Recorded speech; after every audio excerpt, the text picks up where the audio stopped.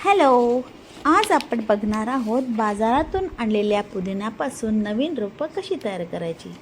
बघा, हा आहे माझा घरचाच पुदिना आणि हे सगळं फक्त 15 रुपयाच्या जोडीपासून झालं आहे। हे बघा किती हिरवागार पुदिना आहे।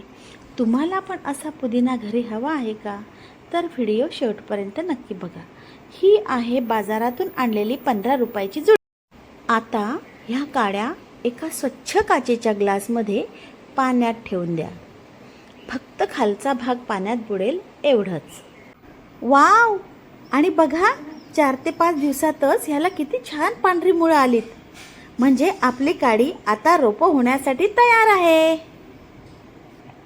आता ह्या मूळ आलेल्या काड्या आपण एका कुंडीत लावूयात। माझ्याकडे एक टोपलीच होती म्हणून मी टोपलीतच पुदिना लावला।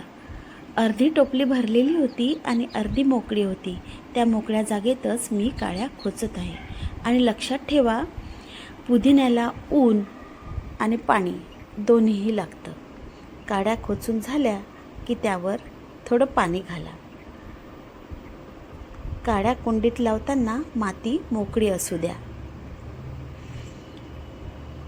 आणि बघा, घरच्या घरी हिरवागार पुदिना तयार।